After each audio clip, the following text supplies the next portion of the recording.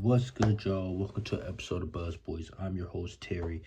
And tonight, man, we saw um a robbery. Um and yet another slap in the face to this organization and to our franchise player and LaMelo Ball, man.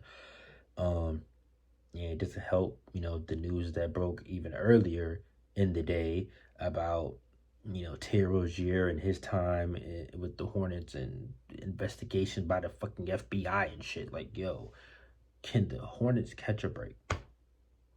Not to mention that Trey Man is out for the season. That just got announced too. Today's been a hell of a fucking day, um, bro. But this is about LaMelo Ball getting snubbed for the All Star game, and it's actually crazy. Um, Seems quite cynical, by the NBA, the media, whose fault it ultimately is, because in their voting he was seventh, um, number one in fan voting, third in player voting, um, and seventh in media. Now, to me, that should still make a team because it's not by positions anymore. It used to be a certain amount of guards, certain amount of front court. It's not like that anymore. The starting lineup is, I think, two and three, front court, back court. But excuse me, for the reserves, it's positionless.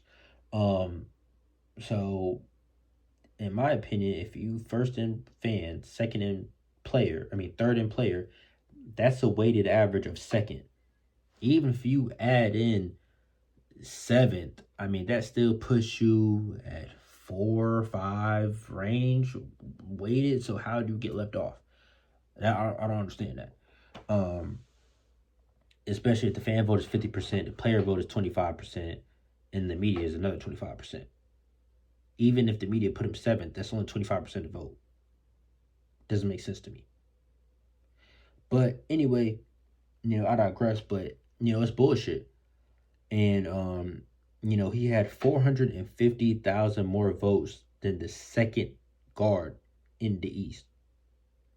So he's by far the fan favorite in the East. 450, like almost 500,000 more votes than any other guard in the East. Borderline could have been a starter. So this is just disgusting, man. And it's nasty, the agendas, and the thing is, he's not a winning player, or the Hornets record, this is why he didn't make it. First off, since when is All-Star a team award? Because that's what it seemed like they're trying to do. Why do the Cavs have 3 fucking All-Stars? Evan Mobley averages like 17, 18 points. Fuck, is he All-Star? Darius Garland. Do people want to see him in a fucking All-Star game? No, nobody gives a fuck. Like, it's not just, hey, let's give the number one seed, let's throw their whole starting lineup in the fucking All-Star game. Like, that's not what this shit is about. I remember they did that shit with the fucking Atlanta Hawks one year. Like, the whole team got player of the week or some shit. Like, bro, this is not that. Stop dick eating. At the end of the day, personally, man, like, I just feel like it's bullshit. If there's any accolade that is individual, it's All-Star. Maybe when you get to talking about teams, first team All NBA, second team All NBA, first team All Defense, maybe then you can start thinking about team. But it's like, this is All-Star. All-Star, singular. It's not a plural thing. It's about you. So it's like, bruh, the thing is, he's entertaining. He has the averages. He has the fan vote. This is what people want to see. At the end of the day, All-Star Weekend is about the fans, is it not? It's about the fans. So what the fuck? This shit is stupid, bro. But the other side of it, is that, like I said, the media does not give him the respect. But It's because there's too many casuals in the media. And it's like, who's media? What makes media? Because half the media doesn't even watch the fucking small market teams. If you watch Inside the NBA, Shaq and Charles, and it's like a gag that they don't know basketball. They laugh about that shit. They literally have a segment where they make Charles Barkley guess who's on what team, and half the time he doesn't fucking know shit. Him and Shaq, they don't know shit. It's not the fucking Lakers or the Celtics or some shit. They have no clue what's going on. It's the problem with the NBA now. All they do is market the same 5 big market teams, and nobody else gets any type of, OKC is barely on national television. Cavs are for me barely on national television, and I don't like fucking Cavs right now, but the Rockets, all of this shit, like the NBA has a big market problem because that's all they fucking cater to. So you expect me to believe that somebody who's voting on LaMelo Ball actually watched the Hornets this year? Probably fucking not. So they shouldn't even be voting on it. All they're gonna do, look at the record. Oh, empty stats. Oh no, he shouldn't make it, bro. First off, the Hornets record is what it is. Look at our fucking team. It's decimated with injuries. When LaMelo's healthy, everybody else is hurt. When LaMelo's hurt, other people might be healthy, maybe not. But it's like, bro, look at our fucking team right now. Brandon Miller, Grant Williams, Trey Man, Mark, Cody. That's the starting lineup right there of just fucking injured people. Like, our team is decimated with fucking injuries. What is this team supposed to be? Mark Williams, our starting center, did not even start playing basketball until literally fucking January, December maybe, January. The fuck, the whole team is fucking hurt. The fuck is our record supposed to be? But do you think the casuals that are voting on this shit care? No, they're just gonna, oh, look at the record, oh, no. But and the thing is, there's been other instances where trash ass teams still produce all stars. So that's where, to me, it's like I feel like it is something, a vendetta against LaMelo Ball by the mainstream NBA media, and I feel like it dates back to LeVar Ball being on ESPN and embarrassing them for saying stupid stuff. And, I feel like they still hold that against him, bro. The media still holds something against LaMelo Ball, bro.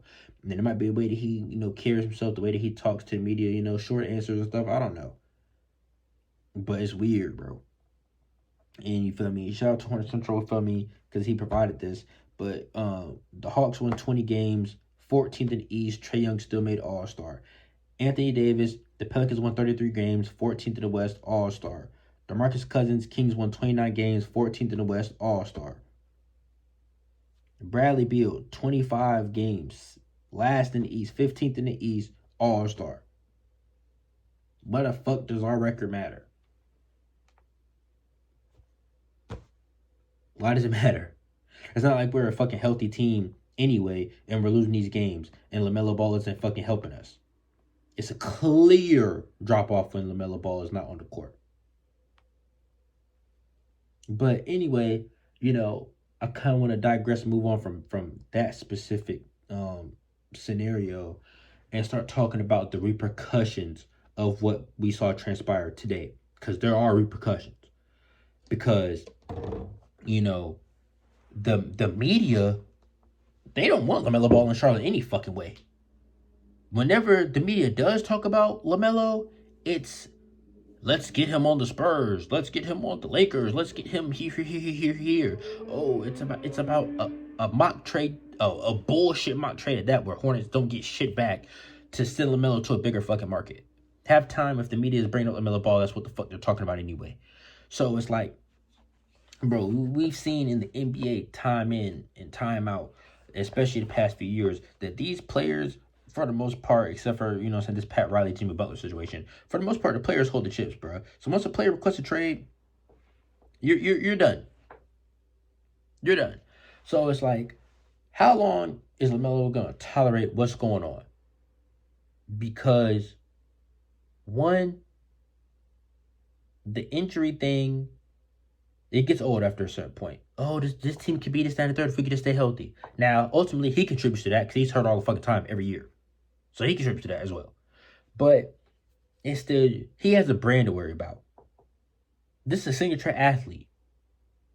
He's Puma's main athlete. Like, he's a signature athlete. So, you guys are talking about endorsement, contract incentives, and just overall marketing and branding money that is generated from things like this that he's now missing out on because of the Hornets. Potentially. So, how long does he stay here? If we're not winning, we're hindering him from his brand blossoming, because that's what these NBA players do. They become brands. But he's a literal brand. France is a literal brand. Like, how long is he going to put up with us possibly limiting him? That's the true concern. Because everybody has a breaking point. And with stuff like this, where now his accolades and his accomplishments are starting to be diminished because of the team, Charlotte, you got a fucking problem on your hands brewing. And it's like I tweeted out earlier, it's time for this team to get serious and fast.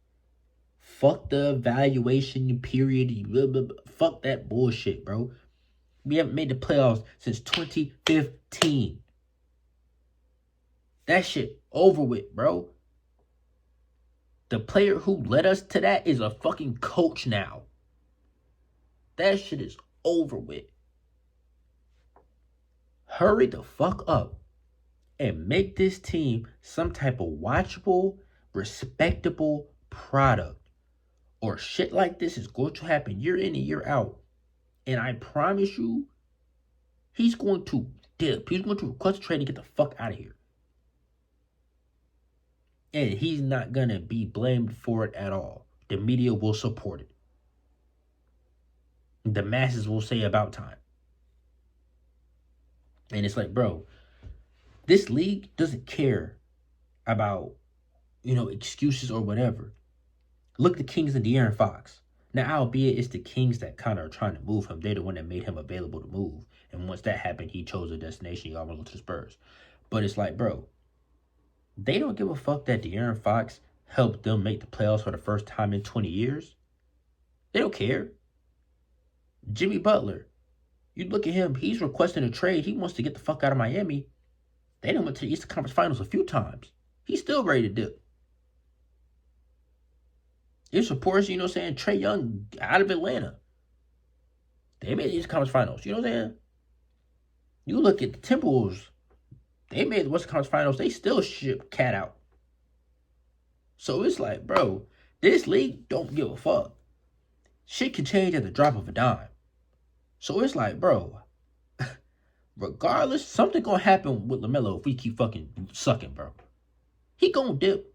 Or the team is gonna say, we gotta reset. Let's get some assets for him. So whether it's the team or whether it's LaMelo, something's is gonna give at a certain point in time. So we need to build now. We don't have time for that bullshit. And that's why the draft pick that Tijan, and he could turn out to be something. But, bro, did this team need a project? No. We needed somebody who would come in and help this team. Dalton Connect. Somebody who's ready, day one, help this team. We need as many help now players as we can get. And it's like, bro, you only have so much time to become a serious fucking team, dog.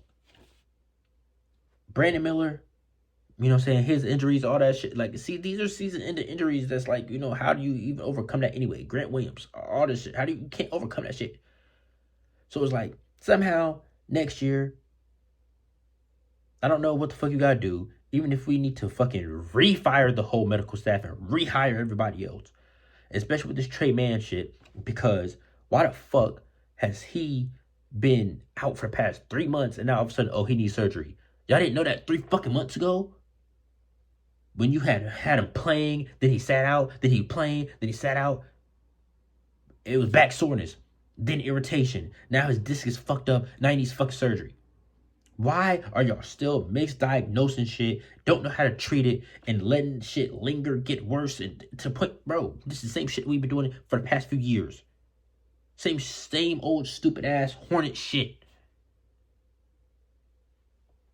What are we doing? Can we progress as an organization, even in the small things, because it all adds up, and it's all a cause and effect to everything. I thought we would rebuild this organization from the bottom to top, but we're still doing the same stupid Hornet shit.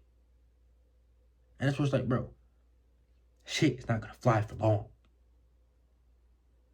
Make this team, I don't know how to say a contender, a respectable fucking team where our floor can be play-in and our expectations can be playoffs. Not, oh, let's see if we can make it play-in this year. Who gives a fuck? Fuck that. And it's like, I know it takes help, but at the same time, let's make some fucking moves that actually does something. Not moves that just a bunch of fucking stupid ass second rounders that we don't do shit with. Fuck that. If Lonzo Ball can be on this team and also can cost us some second round picks, then fucking do it. Make LaMelo happy in the meantime, but also it's a good move because, you know, he's a $21 million expiring contract. In the summertime, you could re-sign him for cheap. If you can't, hey, you got $20 million in cap space to do something with, to fucking reconstruct this team. But it's time to get fucking serious, bro. No more stupid ass draft picks. No more experimental bullshit. No more evaluation years. How the fuck can we even evaluate this team anyway? Because they're always hurt. And if you know the team is always hurt, then why the fuck is our bench so ass? Maybe you should have some good bench players and some good depth pieces to where, you know, when you have injuries, your team can stay afloat and not become the worst team in the NBA as soon as somebody's hurt. That's what always happens. And it's like, yo, some changes got to get made and fast, bro. Because I don't know what this new regime's timeline is, but at the end of the day, our timeline as a whole, as Hornets fans, and even some of these players, bro, they haven't had any success in recent memory in the last fucking decade. We can't have another 5-year plan. Oh, in 2030, we're going to be a good team. Yo, Rick, Gabe, I hope this somehow reaches y'all. Get fucking going now. Playoffs next year. Figure it the fuck out. If the Pistons can add Tobias Harris and become a fucking playoff team, then so can y'all. Figure that shit out. Coach Lee, figure this shit out. Because, bro, this is the tip of the fucking iceberg. This is the type of shit that gets the ball rolling in the wrong direction for LaMelo to be headed out the door. I'm telling y'all that now. And I mean, yes, I do think it was bullshit. I do think he still should have been an all-star. He's the first player since they've added the fan vote to lead in his position group and not be an all-star. It's crazy. It's crazy. He averaged more points, rebounds, assists combined than everybody. Higher PRA, all of that shit. So yes, I do think it could be some politics involved. But it's still bullshit. And it still happened. And there still will be a cause and an effect. And it could potentially turn to a snowball effect. But anyways, I'm going to wrap this up. If you're new to the channel, subscribe. I'm definitely going to be cranking out a lot of content these next few weeks, man. I'm on the grind for sure.